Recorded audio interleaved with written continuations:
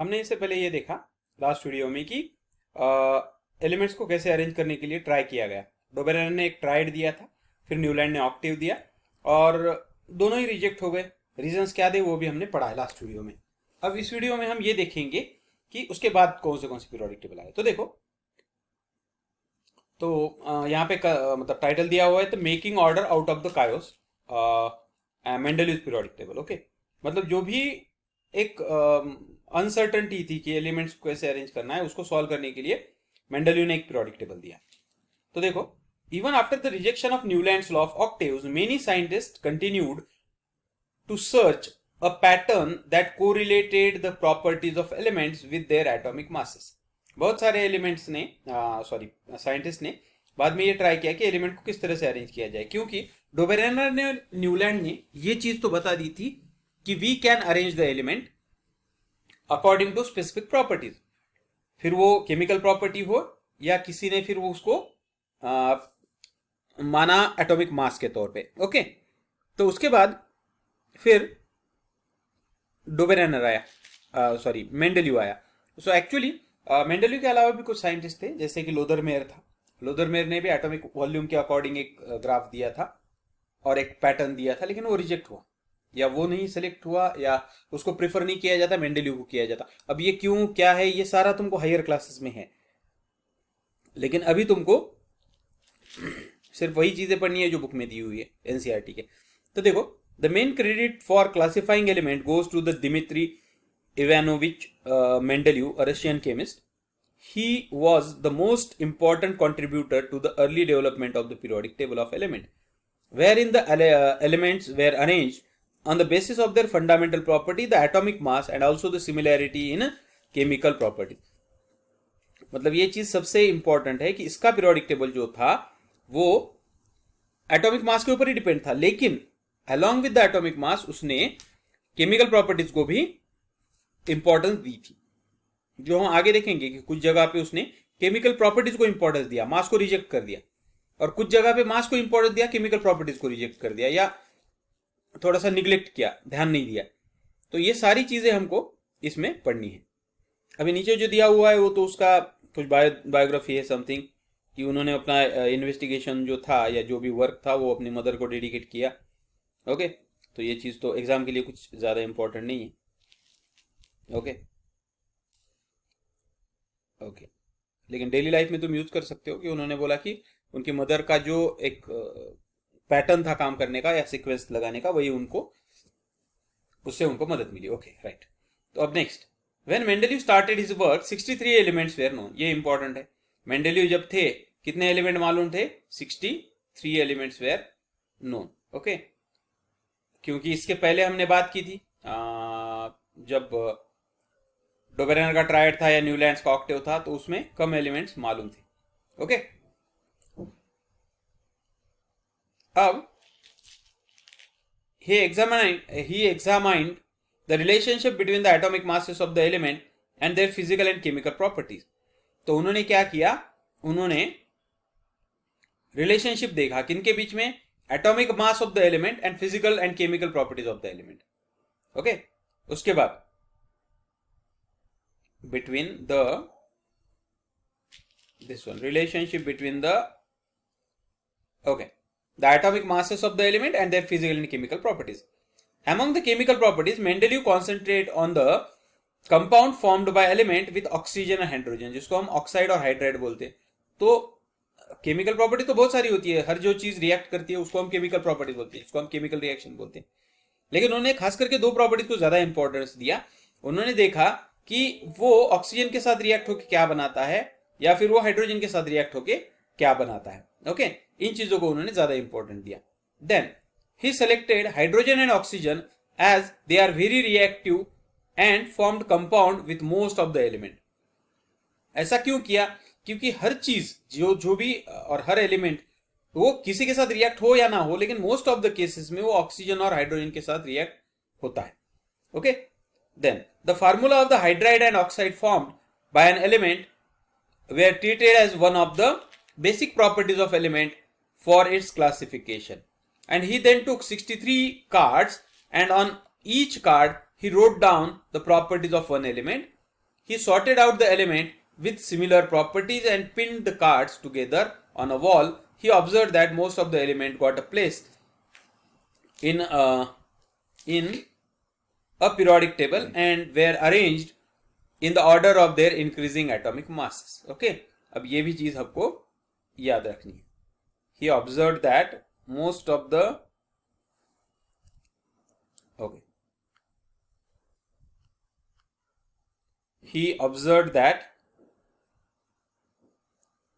the elements got a place in the periodic table, and it was also observed that there occurs periodic reoccurrence of element with similar physical and chemical properties. And on the basis, Mendeleev formulated the periodic law, which stated that the properties of element are the periodic function of their atomic masses. और इसके according उन्होंने अपना एक law बताया, जिस law में उन्होंने बताया कि the properties of the elements are the periodic function of their atomic masses. इसी को हम आज पीरियोडिक लॉ या मेंडलीव्स पीरियोडिक लॉ के नाम से जानते हैं. ओके, उसके बाद Mendeleev's periodic law contain the vertical column called group and horizontal rows called period. Okay, तो यहां तक की ये सारी चीजें हम यहां पे देखेंगे. देखो, मेंडलीव के वक्त, मेंडलीव ने जब अपना पीरियोडिक टेबल दिया उस वक्त 63 एलिमेंट्स मालूम थे. ओके, और उसने सब इन सारे एलिमेंट्स को एटॉमिक मास और फिजिकल एंड केमिकल प्रॉपर्टीज के ऊपर डिपेंड किया, क्लासिफाई किया. Okay, physical and chemical properties. He classified all the elements according to their atomic masses and physical and chemical properties. Okay, अब फिजिकल प्रॉपर्टीज तो state हो सकती है, फिजिकल स्टेट, कलर वगैरह, लेकिन यहां पे केमिकल प्रॉपर्टीज ज्यादा इंपॉर्टेंट है.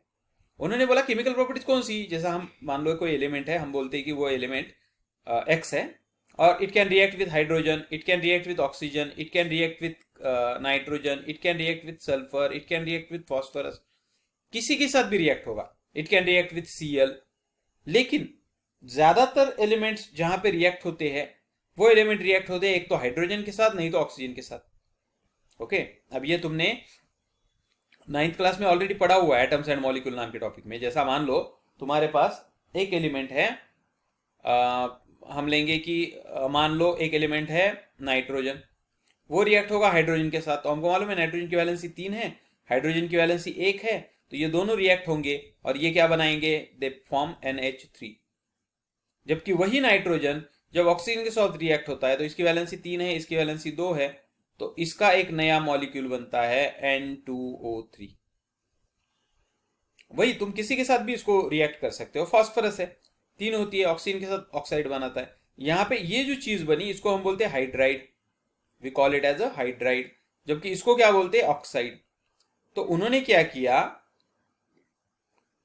जितने भी एलिमेंट मालूम थे उन सब के हाइड्राइड और ऑक्साइड बनाए. क्यों बनाए, फिर से एक बार बताता हूं. क्योंकि हर element most of the time react होता है हाइड्रोजन के साथ और ऑक्सीजन के साथ.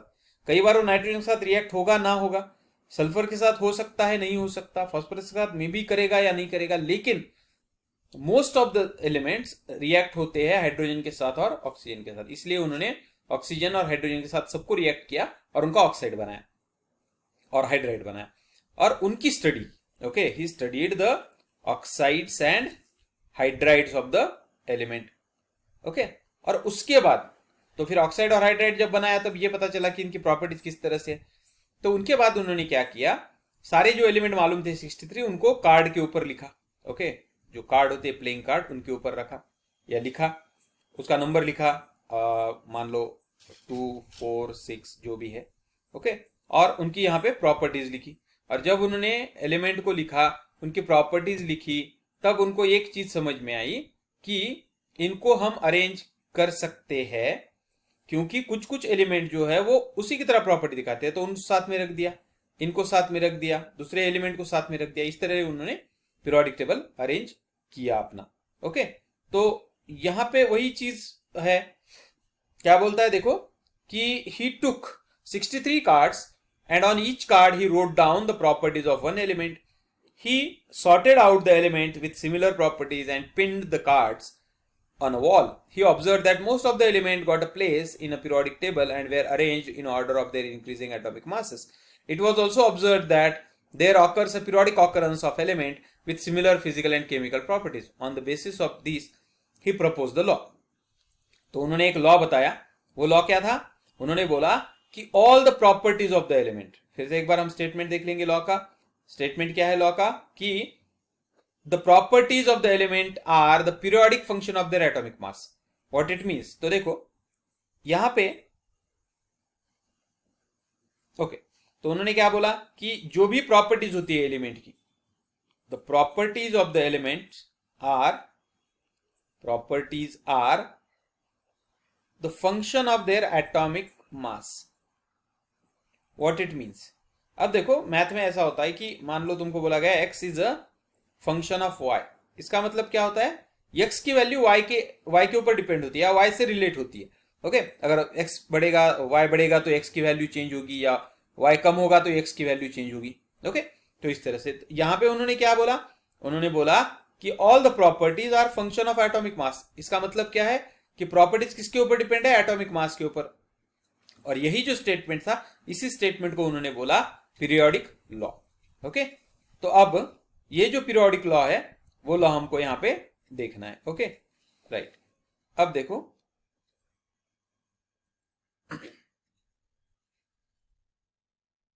मेंडलीज पीरियोडिक लॉ का स्ट्रक्चर दिया हुआ है. तो Mendeleev's periodic law contains vertical columns called groups and horizontal rows called period. तो ये वर्ड इन्होंने पहली बार यूज करा यहां पे. कौन सा? ग्रुप और पीरियड. उन्होंने पहली बार वर्ड यूज किए ग्रुप और पीरियड. उन्होंने बोला कि जो वर्टिकल कॉलम्स होते हैं उनको आप क्या बोलो? ग्रुप्स बोलो. और हॉरिजॉन्टल रोज को आप क्या बोलो? पीरियड बोलो.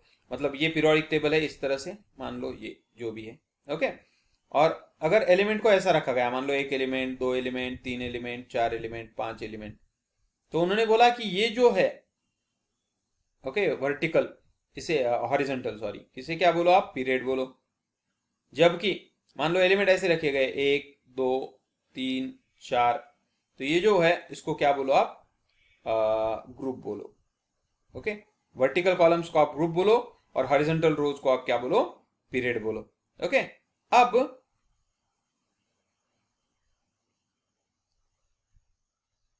अब यहां पे ये जो एलिमेंट दिए हुए हैं, ओके, अब इसके आगे का पार्ट हमको देखना है. ओके, अब देखो यहां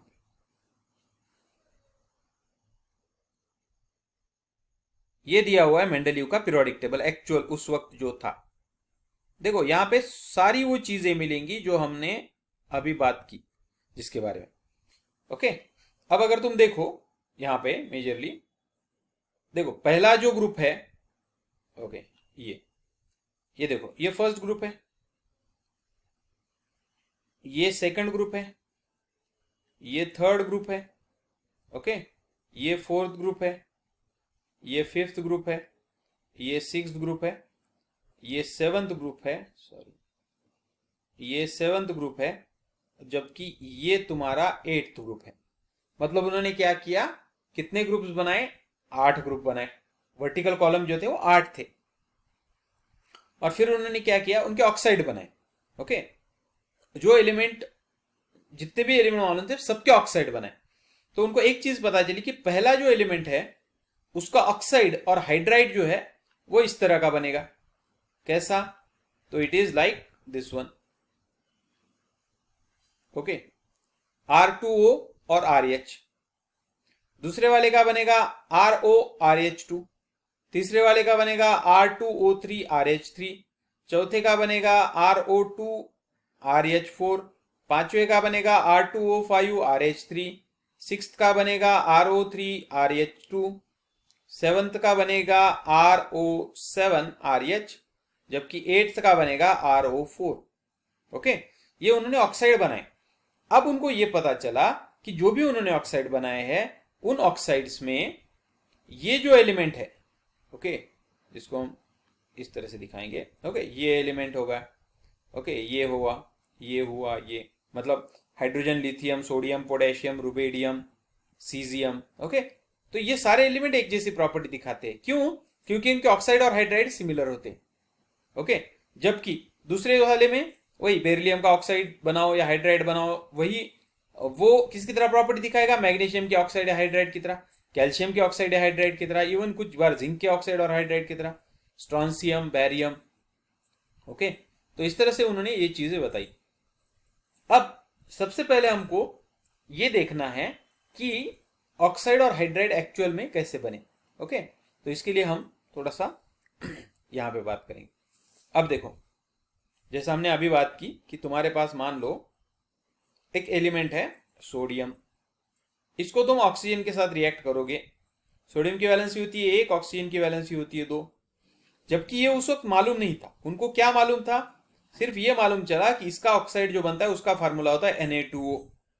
ओके, जैसा यहां पे दिया हुआ है, देखो पहले वाले का ऑक्साइड क्या बनता, R2O, R मतलब एलिमेंट मानो। ओके, तो उन्होंने क्या बोला, जब इसका ऑक्साइड बनाया तो ये बना। ओके, हालांकि उस वक्त ये नहीं मालूम था कि इसकी वैलेंसी क्या है, तो ये वैलेंसी हटा दी हमने, इसका सिर्फ ऑक्साइड बनाया तो Na2 आया। लेकिन जब हम मॉलिक्यूल बनाते हैं, अब हमको ये चीज मालूम है कि यहाँ पे जो नंबर लिखा हुआ है एक्चुअली वैलेंसी इसकी होती है, और यहाँ पे जो नंबर है कुछ नहीं मतलब 1, वो उसकी वैलेंसी होती है। इससे क्या पता चला, ऑक्सीजन की वैलेंसी तो सबको मालूम है 2 होती है। ओके, ऑक्सीजन की वैलेंसी 2 है, इसका मतलब सोडियम की वैलेंसी क्या आई, 1। वैसे ही पोटेशियम की रिएक्शन की गई O2 के साथ या O के साथ, तो वहां पे भी तुमको क्या मिला, यहाँ पे भी मिला K2। रिएक्शन बैलेंस नहीं है, तुम बाद में बैलेंस कर सकते हो इसको। ओके, तो यहाँ पे भी क्या पता चला कि पोटेशियम की वैलेंसी क्या है, 1 है। इस तरह से कुछ एलिमेंट्स की वैलेंसी पता चलनी चालू हुई। ओके, जैसा ये हुआ ग्रुप 1, तो उन्होंने क्या किया, ये जो एलिमेंट थे कौन से, फिर सोडियम है या पोटेशियम है। ओके, जैसा बाद में लिथियम का भी ऑक्साइड बनाया गया, तो लिथियम का भी ऑक्साइड ऐसा ही मिला, Li+O जब बनाया तो बनाया Li2O। तो ये सारी चीजें तुमको ये बताती है कि इन सबकी वैलेंसी 1 है। अगर सबकी वैलेंसी 1 है, इसका मतलब ये सारे एक जैसी प्रॉपर्टी दिखाते हैं, इसका मतलब ये सारे एक जैसे एक ही ग्रुप में होंगे। और यही रीजन था, उन्होंने हाइड्रोजन हुआ, लिथियम हुआ, हाइड्रोजन का भी हम बोलते हैं, हाइड्रोजन का भी कैसा ऑक्साइड बनता है, देखो यहाँ पे हाइड्रोजन हमको मालूम है H+O करो तो क्या बनता है, H2O बनता है। तो यहाँ पे वैलेंसी क्या आ गई, 1, मतलब ये किसकी वैलेंसी है, सॉरी हाइड्रोजन की, मतलब हाइड्रोजन की पहले ग्रुप में आएगा। तो hydrogen, lithium, sodium, potassium, rubidium, caesium, francium, ये सारे, ओके फ्रांसियम तो उस वक्त नहीं था, बट ये सारे एलिमेंट तुमको वहां पे उतना ज्यादा स्टडी नहीं था। ओके, फर्स्ट ग्रुप में पता चलते हैं। तो अगर हम यहाँ पे देखें, ओके, तो यहाँ पे आप देखो हाइड्रोजन से लेके ओके लिथियम सीजियम तक के एलिमेंट उन्होंने पहले ग्रुप में रखे। Is it clear? ओके, और इनकी अगर हाइड्रोजन के साथ तो बना तो देखो R2O बराबर आया। ओके, अब अगर तुम इनका ये बनाओ हाइड्रोजन के साथ, अब हाइड्रोजन के साथ देखो R और H, मान लो हाइड्रोजन और H, या हम लिथियम का बनाए LiH। अब लिथियम और हाइड्रोजन का हैलाइड बनता है LiH only. Why? Because hydrogen की वैलेंसी 1 होती है, लिथियम की वैलेंसी 1 होती है। ये चीज हमको मालूम है। ओके, तो इस तरह से उन्होंने हाइड्राइड ऑक्साइड के बारे में स्टडी। तो किसी भी ग्रुप के बारे में अगर तुम देखते हो तो ऑक्साइड और हाइड्राइड इसी तरह से मिलेंगे। ओके, फॉर एग्जांपल यहाँ पे कार्बन का एक एग्जांपल है, तो वो भी हम देख लेंगे। इवन सेकंड ग्रुप का देख सकते हैं या आगे के भी एग्जांपल हम देख सकते हैं। ओके, जैसा R2O7 यहाँ पे भी। अब देखो, जैसा यहाँ पे हमने बात की थी कि मान लो कार्बन है। ओके, तो कार्बन का जब ऑक्सीजन के साथ रिएक्ट किया गया तो वहां पे मिला CO2। अब CO2 क्यों मिला? उसका रीजन है कि एक्चुअल कार्बन की वैलेंसी होती है 4, ऑक्सीजन की वैलेंसी होती है 2, तो ये कैंसिल आउट। अब ये चीजें सारी 9th में पड़ी हुई है, इसलिए मैं इसको थोड़ा सा शॉर्ट में ले रहा हूं, और इसका क्रॉस मल्टीप्लीकेशन करो तो तुमको मिलेगा CO2। ओके, वैसे ही अब वहां पे क्लोरीन का एक दिया हुआ है कि क्लोरीन है, क्लोरीन की ऑक्सीजन के साथ रिएक्शन की गई तो वहां पे मिला Cl2O7। अब ये क्यों मिला? उसका रीजन है क्योंकि क्लोरीन की वैलेंस शेल में 7 इलेक्ट्रॉन होते हैं। एक्चुअली एक वैलेंसी होती है, लेकिन वैलेंस इलेक्ट्रॉन 7 होते हैं और ऑक्सीजन में 2 होते हैं। तो यहाँ पे अगर आप देखो तो यहाँ पे इसका ऑक्साइड का फार्मूला क्या दिया हुआ है, यहाँ पे R2O7। ऐसा क्यों है? इस वजह से, क्योंकि तुमको ये मालूम है कि वैलेंस इलेक्ट्रॉन जो होते हैं वो वैलेंसी को डिनोट करते हैं। ओके, तो इस तरह से तुम किसी भी एलिमेंट को मतलब उन्होंने किसी भी एलिमेंट के बारे में इंफॉर्मेशन कलेक्ट किया और उनको अरेंज किया। तो अब तुमको एग्जाम में पूछते क्या है, तो जस्ट दे विल आस्क और they can ask the on which property और ऑन व्हाट बेसिस मेंडेलियो ने पीरियोडिक टेबल अरेंज किया था। तो उसका आंसर है depending on the oxide and hydride formation. Okay, अगर उन्होंने पूछा, अब कुछ चीजें यहाँ पे गलत नहीं बोल सकते, लेकिन उस वक्त ये चीजें ठीक थी, लेकिन आज की डेट में हमको ये मालूम है कि ये चीजें गलत है। जैसे यहाँ पे आप देखो, जो हम बाकी बात करेंगे, यहाँ पे उन्होंने कैल्शियम को रखा हुआ है यहाँ पे। ओके, यहाँ पे उन्होंने पोटेशियम को रखा है, यहाँ पे उन्होंने कॉपर को रखा है। आज हमको मालूम है कि पोटेशियम की प्रॉपर्टी अलग है, कॉपर की अलग है, लेकिन उस वक्त ऐसा नहीं पता चला था या उनको नहीं मालूम था। ओके, तो इसके अलावा और भी कुछ चीजें वो भी हम बात करेंगे। जैसा मैंने कैल्शियम का एक एग्जाम्पल बोला था, तो कैल्शियम का भी एग्जाम्पल देख लेंगे। अगर आप कैल्शियम का भी ऑक्साइड और हाइड्राइड बनाओ, तो कैल्शियम का भी ऑक्साइड और हाइड्राइड ऐसे बनेगा, कैल्शियम प्लस ऑक्सीजन ले लो तो हमको मिलेगा CaO। ऐसा क्यों मिलता है? क्योंकि इसकी भी वैलेंसी 2 है, इसकी भी वैलेंसी 2 है, दो दो कैंसिल आउट हो जाएंगी। जबकि कैल्शियम और हाइड्रोजन, कैल्शियम की वैलेंसी 2 है, हाइड्रोजन की वैलेंसी 1 है, क्रॉस मल्टीप्लाई करो CaH2 बनता है, इस तरह से। ओके, तो ये कुछ चीजें हैं जो हमको मालूम होनी चाहिए। ओके, देन उसके बाद तो ये तो हो गया एक बेसिक आइडिया। अब एक और चीज यहाँ पे जो ओके ठीक है, ये पहले देखेंगे फिर हम बाद में ये चीजें देख सकते हैं। देखो, Mendeleev's periodic table was published in German journal, okay, journal at 1872 in the formula of oxide and hydride and the top of the column the letter R represent the element. ये हमने बात की। ओके, अब okay, तो यहाँ पे structure के बारे में नहीं दिया, हम थोड़ा सा स्ट्रक्चर के बारे में बात कर लेंगे यहाँ पे, जो कि नहीं दिया बट इंपॉर्टेंट है। तो देखो, ये जो ग्रुप्स है जो हमने बात की कि फर्स्ट से लेके 8 तक के ग्रुप है, तो उन्होंने यहाँ पे आप देखो अगर ऑब्जर्व करके, तो हर एक ग्रुप को उन्होंने दो क्लासेस में डिवाइड किया हुआ है। ओके, तो उन्होंने क्या किया, तो हर एक ग्रुप को उन्होंने किस में क्लासिफाई किया है? A B. Okay, A B, इस तरह से उन्होंने पहले 7 ग्रुप को डिवाइड किया। जबकि 8वां जो ग्रुप है, इसमें अगर आप ऑब्जर्व करें केयरफुली, तो यहाँ पे 3 बनते हैं। एक ये है, यहाँ पे भी तुमको ये देखने मिलेगा कि यहाँ पे भी 3 ग्रुप है। ओके, मतलब उन्होंने हर एक ग्रुप को सब ग्रुप में डिवाइड किया। ओके, पहले 7 को उन्होंने ए बी इस तरह से डिवाइड किया, जबकि 8वें ग्रुप को उन्होंने 3 में डिवाइड किया। मतलब टोटल अगर हम काउंट करें तो 7 2 14 प्लस 3 17, मतलब ऑलरेडी उनके इसमें 17 ग्रुप तो ऑलरेडी थे। ओके, और जब 18वां, मतलब जिसको हम इनर्ट गैस बोलते हैं, जब वो इनर्ट गैस डिस्कवर किए गए तो कुछ भी नहीं किया, जस्ट इनर्ट गैस को यहाँ पे प्लेस किया गया without disturbing the original periodic table. और यही उसकी एडवांटेज है, यही उसकी अच्छी बात है कि उन्होंने ये चीजें की थी। ओके, तो इसको भी हम डिटेल में पढ़ेंगे, और मतलब 18 ग्रुप जो आज है वही है। ओके, तो इसीलिए मेंडलीव का पीरियोडिक माना जाता है, क्योंकि भले ही उनको कम चीजें मालूम थी, भले ही उनका जो बेसिस था वही रॉन्ग था कि एटॉमिक मास, लेकिन फिर भी उनका पीरियोडिक टेबल करेक्ट था। ओके, तो अब देखो achievements of Mendeleev periodic table, तो क्या क्या अच्छी बातें या अचीवमेंट थी उनके पीरियोडिक टेबल में। देखो, while developing the periodic table, there were a few instances where Mendeleev had to place an element with a slightly greater atomic mass before an element with a slightly lower atomic mass. The sequence was inverted so that elements with similar properties could be grouped together. ये सबसे एक famous example है, हर जगह पे example पढ़ा जाता है या बोला जाता है। देखो, 2 एलिमेंट है, कोबाल्ट और निकेल। ओके, एक है कोबाल्ट और एक है निकेल। ओके, कोबाल्ट का एटॉमिक मास जो होता है 58.9 होता है, जबकि निकेल का 58.7 होता है। लेकिन अगर तुम पीरियोडिक टेबल देखो, उन्होंने क्या बोला था, पीरियोडिक टेबल किसके अकॉर्डिंग अरेंज है? एटॉमिक मास के according, increasing order of atomic मास। लेकिन अगर तुम यहां पे देखो, अगर तुम देखो, कोबाल्ट का मास है 58.9, जबकि निकेल का मास है 58.7। हमारी मतलब मेंडलीव की ही ऑर्डर के अकॉर्डिंग ये एलिमेंट बाद में आना चाहिए था, जबकि उससे पहले निकेल आना चाहिए था, लेकिन ऐसा नहीं आया। क्यों नहीं आया? तो उसका रीजन उन्होंने दिया कि जैसा हमने पहली बात की थी कि उन्होंने कुछ टाइम पे या कुछ वक्त या कुछ इंस्टेंस पे उन्होंने मास को वैल्यू दिया, मास को इंपॉर्टेंस दिया, जबकि कुछ केसेस में उन्होंने केमिकल प्रॉपर्टीज को इंपॉर्टेंस दिया। अगर वो इसको मास के अकॉर्डिंग रखते, मतलब निकेल को यहां पे मेंशन करते और कोबाल्ट को यहां पे रखते, तो उनका ग्रुप जो है बाकी के एलिमेंट के अकॉर्डिंग वो मैच नहीं होता। और इसी को थोड़ा सा करेक्ट करने के लिए उन्होंने ये किया। तो यही यहां पे एक्सप्लेनेशन दिया हुआ है। क्या दिया है देखो, कि देखो the sequence was inverted so that the element with similar properties could be grouped together.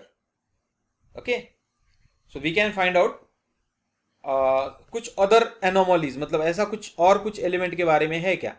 Okay, तो यहां पे हमको और कुछ एलिमेंट के बारे में भी ये चीजें देखने को मिल सकती है। ओके, अगर तुम इस टेबल को प्रॉपरली ऑब्जर्व करो, तो इस पीरियोडिक टेबल में अगर देखे तो यहां पे एक तुमको देखने मिलता है। ओके, यहां पे अगर तुम देखो तो आयोडीन, इसका मास अगर तुम देखो तो कितना है 126.9, जबकि टेलोरियम का मास 127.6 होता है। मतलब ज्यादा ये है, लेकिन उन्होंने पहले इसको अरेंज नहीं मतलब आयोडीन को पहले लेना चाहिए था इसको बाद में, लेकिन नहीं लिया। ओके, तो इस तरह से कुछ एनोमलीज इसमें देखने को मिलती है। तो वही उन्होंने बोला हुआ है कि ये कुछ था। मतलब हम उसको मतलब उन्होंने उसको एक्सप्लेनेशन क्या दिया कि अगर मास को प्रिफर किया जाता तो प्रॉपर्टी, सेम प्रॉपर्टी वाले एलिमेंट एक साथ नहीं आते, इसलिए उन्होंने उसको प्रिफर किया। ओके, उसके बाद further Mendeleev left very very very important point, further Mendeleev left some gaps in his periodic table. Instead of looking upon the gaps as defects, Mendeleev boldly predicted the existence of some element that had not been discovered at that time. Mendeleev named them by prefix a Sanskrit numerical ika. Ika means one, और उसको like इसकी तरह ऐसा बोला जाता है, to the name of the preceding element in the same group. For instance, scandium, gallium and germanium discovered later have properties similar to Ika boron, Ika aluminum, Ika silicon respectively. तो ये क्या है, इसको हम थोड़ा सा इस पीरियोडिक टेबल में देखेंगे। जैसा देखो यहां पे अगर तुम देखो ये वर्ड, ओके, इसको हम लेंगे ईका बोरॉन। ओके, ईका बोरॉन जो है आज इसे स्कैंडियम बोला जाता है। अब इस पीरियोडिक टेबल में आप देखो तो यहां पे स्कैंडियम दिया हुआ है, लेकिन उस वक्त ये नहीं मालूम था। ओके, वैसे ही ईका जर्मेनियम, जिसे ईका एल्यूमिनियम सॉरी, जिसे आज गैलियम बोला जाता है, तो ये भी उस वक्त नहीं मालूम था। ओके, तो इस तरह से ईका सिलिकन, ये जर्मेनियम, ये भी उस वक्त नहीं मालूम था। और एक होता है जो यहां पे नहीं दिया, मैंगनीज का, ईका मैंगनीज, जिसे टेक्नीशियम बोला जाता है आज। ओके, तो ये कुछ एलिमेंट्स थे जो उस वक्त तो नहीं मालूम थे, यहाँ पे है टेक्नीशियम। ओके, अभी हायर क्लास में तुम पढ़ोगे कहीं। ओके, टेक्नीशियम मतलब अगर तुम इन एलिमेंट्स को देखो तो इन एलिमेंट के बारे में आइडिया नहीं था। ईका बोरॉन जिसे आज स्कैंडियम बोला जाता है, ईका एल्यूमिनियम जिसे आज गैलियम बोला जाता है, ईका सिलिकन जिसे आज जर्मेनियम बोला जाता है, और ईका मैंगनीज जिसे आज टेक्नीशियम बोला जाता है, ये एलिमेंट उस वक्त नहीं मालूम थे, डिस्कवर्ड नहीं थे, लेकिन उन्होंने ये बताया कि भले ही आज ये एलिमेंट नहीं है, उस वक्त ये नहीं था। उन्होंने बताया कि भले ही आज ये एलिमेंट ना हो, लेकिन आगे चल के फ्यूचर में ये एलिमेंट मिलेगा, ऐसा कोई एलिमेंट यहाँ पे जिसकी प्रॉपर्टीज उन्होंने बता के रखी थी। तो ये बहुत ही ज्यादा एडवांस ये था कि एलिमेंट नहीं मालूम, लेकिन उन्होंने प्रॉपर्टी बता के रखी। ओके, जैसा यहाँ पे कुछ प्रॉपर्टी दी हुई है, तो वही देखो। अब ईका, मैं जैसा अभी मैंने बोला कि ईका मैंगनीज का यहाँ पे नहीं है, 11th मतलब हायर क्लासेस में तुमको।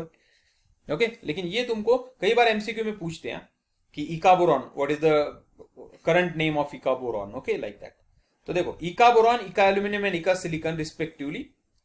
तो eka aluminium predicted by Mendeleev and those element gallium which is discovered later replaced eka aluminium. तो देखो, उन्होंने बोला था कि ईका एल्यूमिनियम नाम से एक एलिमेंट उन्होंने बोल के रखा था, जिस एलिमेंट को आज बाद में पता चला, आज मीन्स आफ्टर सम टाइम, जिसको आज गैलियम बोला जाता है। उन्होंने उसका मास बोल के रखा था 68, जबकि आज मिला 69.7, तो नियर अबाउट सेम है, ज्यादा कुछ फर्क नहीं है। ऑक्साइड उन्होंने बोला था E2O3 मिलेगा, अभी हमने बात की ऑक्साइड की। ओके, तो R की जगह उन्होंने E लिया, तो E2O3, तो जिसका आज की डेट में ऑक्साइड अगर बनाओ गैलियम का तो मिलता है Ga2O3। उन्होंने बोला था इसका हैलाइड जब बनाओगे, क्लोराइड बनाओगे, ECl3 बनेगा। तो आज की डेट में वो है GaCl3। ओके, मतलब इतनी ज्यादा प्रॉपर्टीज में सिमिलरिटी आई कि आज उनको एज इट इज लिया गया। और इसीलिए जो मैंने अभी तुमको बात की कि ये 4 एलिमेंट तुमको याद ही रखने हैं, इका बोरॉन, इका एल्यूमिनियम, इका सिलिकॉन, इका जर्मेनियम। ओके, अगर तुमको ये एलिमेंट्स मालूम होंगे तो ही तुम इसके बारे में स्टडी कर सकते हो। ओके, सो आई होप ये चीजें तुमको समझ में आई होंगी। Okay, right. सो तो ये इसके अचीवमेंट या हमने जो बात की कि क्या अच्छी बातें थी पीरियोडिक टेबल में। ओके, उसके बाद next, this provides the convincing evidence for both the correctness and usefulness of Mendeleev's periodic table. Further, it was the extraordinary success of Mendeleev's periodic prediction that led chemists not only to accept his periodic table but also recognize him as the originator of the concept on which it is based. Noble gases like helium, neon, and argon have been mentioned in many a context before this. These gases were discovered very late because they are very inert and present in extremely low concentration in our atmosphere. One of the strengths of Mendeleev periodic table was that when these gases were discovered, they could be placed in the new group without disturbing the existing order. ये चीज मैंने तुमको अभी बोली थी कि जो inert gases है, helium, neon, argon, krypton, xenon, radon, okay, तो इनमें से कुछ गैसेस बाद में ढूंढे गए। जब ये गैसेस ढूंढे गए तब इनको बिना पीरियोडिक टेबल को डिस्टर्ब किए सिर्फ यहां पे रखा गया, तो पीरियोडिक टेबल कंप्लीट हुआ without disturbing the original. Because हमने जो बात की थी न्यूलैंड के टेबल में, न्यूलैंड में गलती क्या हुई या मेन प्रॉब्लम क्या था कि जब ऑक्टेव ढूंढे गए तो तुम उसको प्लेस नहीं कर पाए, क्योंकि सॉरी इनर्ट गैसेस ढूंढे गए तो उसको प्लेस नहीं कर पाए। क्यों? क्योंकि इनर्ट गैसेस को अगर रखोगे तो ऑक्टेव का नॉन बन जाए। लेकिन यहाँ पे देखो, पहला ग्रुप एज इट इज है, सेकंड एज इट इज है, ये एज इट इज है। सो अगर इतना अच्छा था पीरियोडिक टेबल तो फिर क्यों रिजेक्ट हुआ? मतलब इसमें भी कुछ लिमिटेशंस होंगे। तो लिमिटेशंस क्या है मेंडलीव्स पीरियोडिक टेबल के? तो देखो, लिमिटेशंस ऑफ मेंडलीव्स क्लासिफिकेशन है periodic table. The electronic configuration of hydrogen resembles that of alkali metal. Like alkali metal, hydrogen combined with halogen, oxygen, sulfur to form compound having similar formula as shown in the example. Okay. अब देखो, पहले हम क्या करेंगे, just will discuss all these things whatever we discussed in this one. Okay. जो हमने यहाँ पे चीजें डिस्कस की अभी, वो सारी चीजें हम यहाँ पे थोड़ा सा इन दिस फॉर्मेट। ओके, अब जो मेंडलीव्स पीरियोडिक टेबल था इसमें 2-3 चीजें जो सबसे इंपॉर्टेंट थी उसकी, या एडवांटेजेस बोल सकते हैं। उसका एक एडवांटेज क्या था कि उन्होंने सारे के सारे 63 एलिमेंट को अरेंज कर दिया। ओके, दूसरा ये क्या था कि इससे थोड़ी सी स्टडी आसान हुई। ओके, और नेक्स्ट जो था वो सबसे इंपॉर्टेंट, इका बोरॉन, इका एल्यूमिनियम, इका सिलिकॉन, ओके, और ई का मैंगनीज। ओके, तो इका बोरॉन जो है उसे आज की डेट में बोला जाता है स्कैंडियम, इका एल्यूमिनियम को आज बोला जाता है गैलियम, इका सिलिकॉन को आज बोला जाता है जर्मेनियम, और इका मैंगनीज को आज बोला जाता है टेक्नीशियम। तो ये चीजें उनकी पीरियोडिक टेबल में अरेंज थी। उसके बाद जो इंपॉर्टेंट है वो है नोबेल गैस का प्लेसमेंट। इनर्ट गैस या नोबेल गैस जिसको बोलते हैं हम, इनर्ट गैस। तो इनर्ट गैस को बिना पीरियोडिक टेबल को डिस्टर्ब किए अरेंज किया गया। मतलब ये पीरियोडिक टेबल था, जब इनर्ट गैस आए बस उसको यहाँ पे रख दिया and periodic table remains same. तो इतना अच्छा था तो रिजेक्ट क्यों हुआ? तो उसका रीजन है, सबसे पहली बात जो इनके पीरियोडिक टेबल में प्रॉब्लम हुई वो थी पोजीशन ऑफ हाइड्रोजन। ओके, हम लिमिटेशंस के बारे में पढ़ रहे। पहली है पोजीशन ऑफ हाइड्रोजन। तो यहाँ क्या गलती हुई है या क्या परेशानी हुई? तो हाइड्रोजन का इलेक्ट्रॉनिक कॉन्फ़िगरेशन होता है 1s1। अगर 1s1 हम देखें तो ये मेटल की तरह है। कौन से मेटल होते हैं? Alkali metal. मतलब इसका इलेक्ट्रॉनिक कॉन्फ़िगरेशन अल्कली मेटल की तरह है। तो इसको किस में प्लेस करना चाहिए? मेटल के अंदर प्लेस करना चाहिए। अगर तुम इसको मेटल के अंदर प्लेस करोगे तो फिर तुम्हारा जो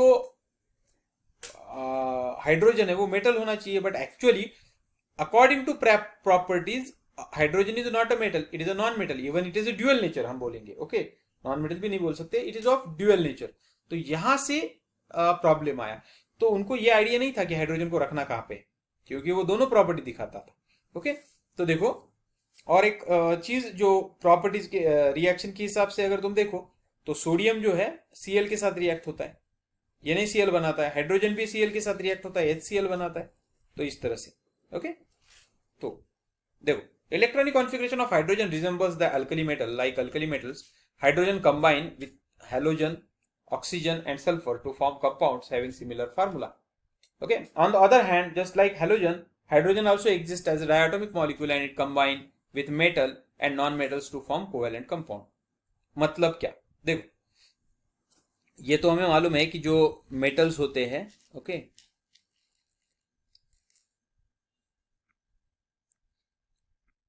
ओके ये तो हमें मालूम है कि अगर कोई चीज मेटल है तो वो क्या करती है, नॉन मेटल के साथ रिएक्ट होती है। जैसा Na है Cl के साथ रिएक्ट हुआ, वैसे H भी Cl के साथ रिएक्ट होता है। NaCl बनाता है, यहाँ पे HCl बनाता है। ओके जैसा NaO के साथ रिएक्ट होता है, Na2O बनाता है, वैसे ही H भी O के साथ रिएक्ट होता है, H2O बनाता है। ओके जबकि कुछ नॉन मेटल है, जैसा मान लो नाइट्रोजन है, ओके और वो नाइट्रोजन ऑक्सीजन के साथ रिएक्ट होता है। ओके अब या फिर सोडियम लेंगे, ओके तो मान लो सोडियम जो होता है वो सोडियम मेटल है, तो वो एक नॉन मेटल के साथ मान लो Cl के साथ रिएक्शन करता है, तो क्या बनाता है, NaCl। वैसे ही अगर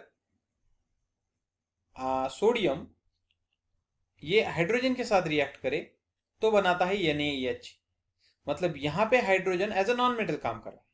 ओके या फिर जैसा हमने बात की कि Cl की जगह और कोई अगर आप ले लो, ओके जैसा कैल्शियम है, कैल्शियम अगर Cl के साथ रिएक्ट करे तो बनाता है CaCl2।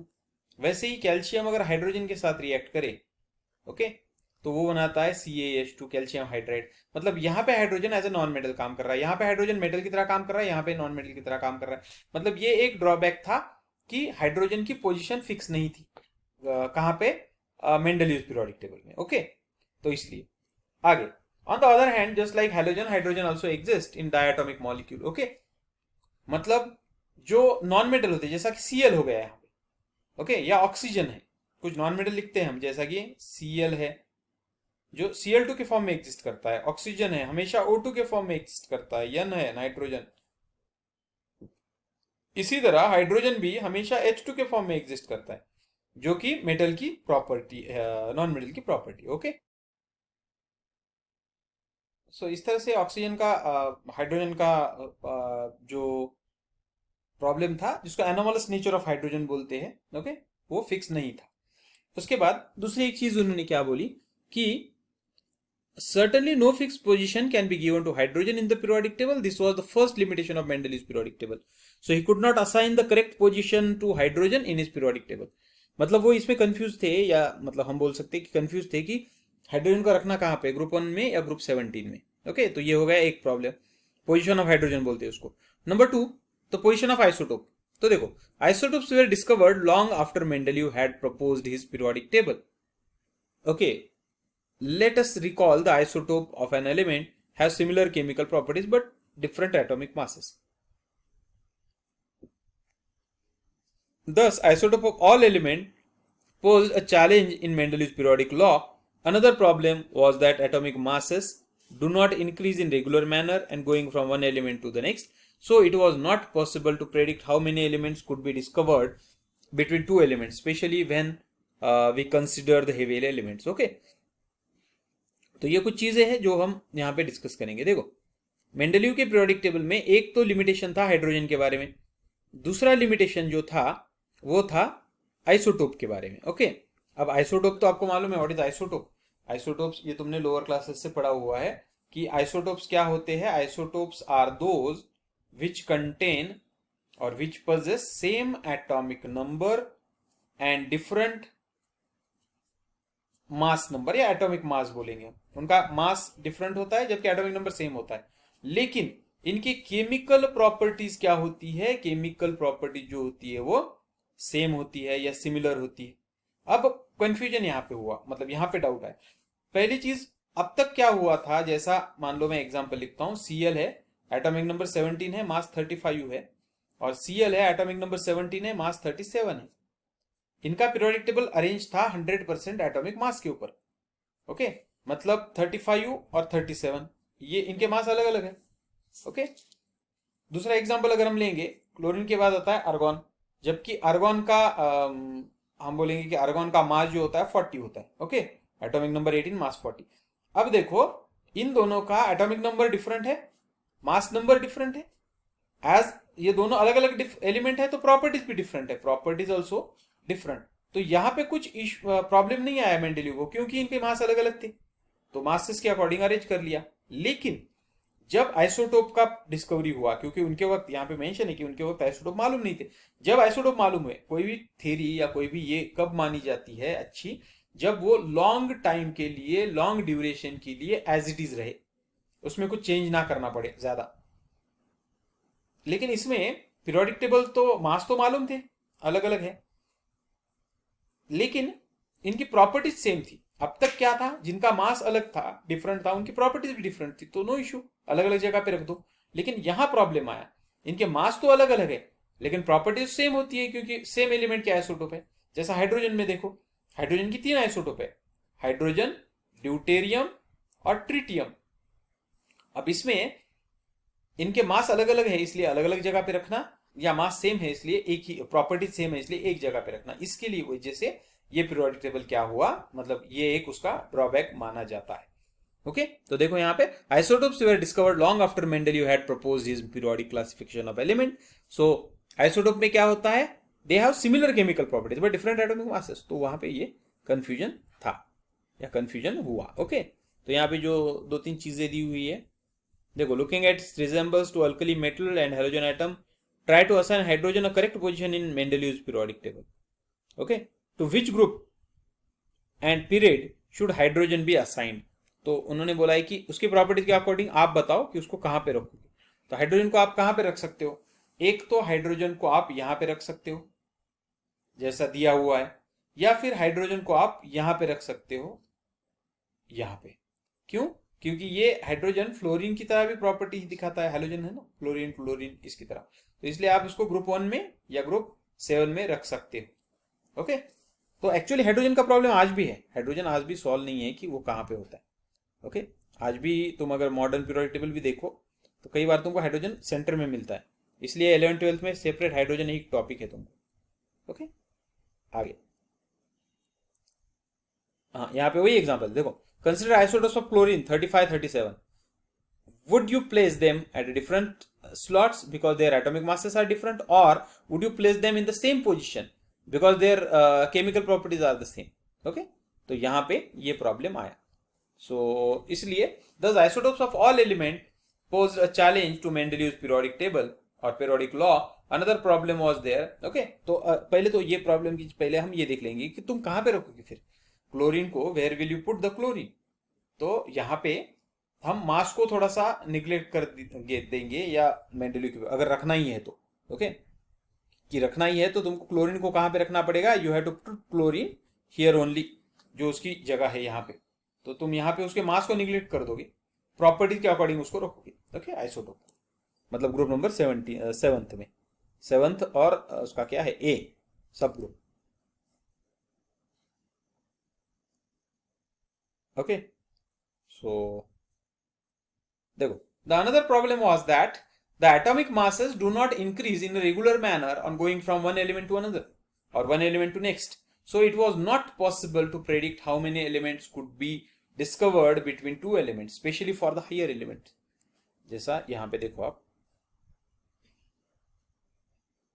ओके, इसमें अगर हम देखें, अब देखो इसका मास है 22.9 मतलब 23, इसका मास है 23, इसका मास है 24, तो इसके बीच में एक का गैप है तो एक एलिमेंट आएगा, मतलब नेक्स्ट वन टू नेक्स्ट ऐसा है।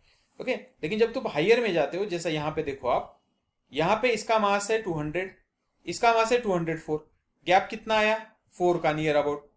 ओके, यहाँ पे 204, यहाँ पे 207, तो ये गैप बढ़ते गए। मतलब इससे तुम ये नहीं प्रेडिक्ट कर पाते, जैसा यहाँ पे 183 है और डायरेक्ट 190 है, इतना बड़ा गैप है, मतलब तुम ये नहीं प्रेडिक्ट कर पाते कि यहाँ कितने एलिमेंट्स आएंगे, ये तुम नहीं बोल पाते या नहीं बता सकते, और यही एक उसका ड्रॉबैक है जिसकी वजह से मेंडेलीव का पीरियोडिक टेबल रिजेक्ट हुआ। ओके, तो यहाँ पे कुछ क्वेश्चंस दिए हुए, क्या दिए हुए हैं देखो। Use Mendeleev periodic table to predict the formula for the oxides of the following element. Potassium, carbon, aluminium, silicon, barium, सबके तुमको मालूम है ऑक्साइड तुम बना सकते हो। तो देखो मेंडेलीव के अकॉर्डिंग बोला है उसने, जैसा मान लो सिलिकॉन, अब सिलिकॉन देखो कहाँ पे है, सिलिकॉन अगर तुम देखो तो यहाँ पे दिया हुआ है सिलिकॉन, यहाँ पे देखो कहाँ है सिलिकॉन, ये है सिलिकॉन। तो सिलिकॉन कौन से इसमें है, ये मतलब इसका फार्मूला आएगा SiO2। ओके, इसका फार्मूला आएगा SiO2। क्यों आएगा, क्योंकि उसका ऑक्साइड RO2 के फॉर्म में बनेगा। ओके, तो इस तरह से आगे उन्होंने क्या बोला है, दूसरा सवाल देखो, तो वो बना सकते हो तुम, बेरिंग का बना सकते हो। Beside gallium which other element have since been discovered that were left by Mendeleev's periodic table in E2। तो हमने बात की इका बोरॉन, इका सिलिकॉन, इका जर्मेन, इका एल्यूमिनियम, इका manganese. What were the criteria used by Mendeleev for creating his periodic table. तो क्राइटेरिया क्या था, दो थे, एक तो मास था, एक प्रॉपर्टीज थी। Okay, according to mass and property. Why do we think that noble gases are placed in a separate group. Noble gas को क्यों सेपरेट रखा जाए, क्योंकि वो ऑक्साइड भी नहीं बनाते, हाइड्राइड भी नहीं बनाते, क्योंकि नोबेल गैस हमको मालूम है नोबेल गैस आर इनर्ट होते हैं, तो वो ये नहीं बनाते क्या, ऑक्साइड और हाइड्राइड कोई भी कंपाउंड नहीं बनाते, वो रिएक्टिव नहीं होते, इसलिए उसको सेपरेट ग्रुप में रखना पड़ता है बस। ओके, तो यहाँ पे ये होगा खत्म। अब इसके बाद हम देखेंगे मॉडर्न पीरियोडिक टेबल।